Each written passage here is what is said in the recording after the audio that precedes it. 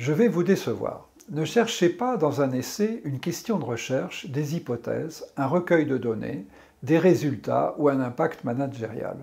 L'ambition est autre et non moins grande. Provoquer la réflexion du lecteur, éveiller sa curiosité, l'accompagner dans le cheminement de sa pensée. L'exercice contribue au développement d'une démarche scientifique par la rigueur des concepts et des raisonnements. Un essai s'adresse à un public populaire d'élite, selon l'expression savoureuse de Ionesco. Ici, il s'agit d'observer et comprendre la conquête du monde par les nombres, la quantophénie. Nous l'observons quotidiennement, mais ne retiendrons que le cas des comptabilités. L'ouvrage est composé de 6 questions indépendantes. La comptabilité fait-elle autorité ? Oui, la comptabilité produit des nombres qui font autorité, qui ont une capacité de résolution pacifique des conflits, sauf si l'autorité qui produit les normes n'est pas légitime. La comptabilité est-elle un cas particulier des sciences de la mesure, la métrologie ?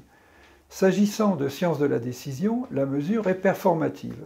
Cela pose la question éminemment politique de sa neutralité. La comptabilité traduit-elle la valeur ? Oscar Wilde disait que les gens savent le prix de tout mais connaissent la valeur de rien. Les comptables apportent une réponse complexe en manipulant diverses valeurs, brute, nette, juste, d'usage, marchande, etc. La valeur est fonction d'une intention. Dès lors, une valeur peut-elle être juste ? Une image fidèle est-elle possible et utile ? Si la comptabilité financière est un bien public, alors il faut des normes comptables. Elles ont introduit le concept d'image fidèle pour normer ce qui échappe à la normalisation, remplaçant l'obligation de moyens par l'obligation de résultat. Mais l'image fidèle est-elle indépendante des conséquences qui en découlent ?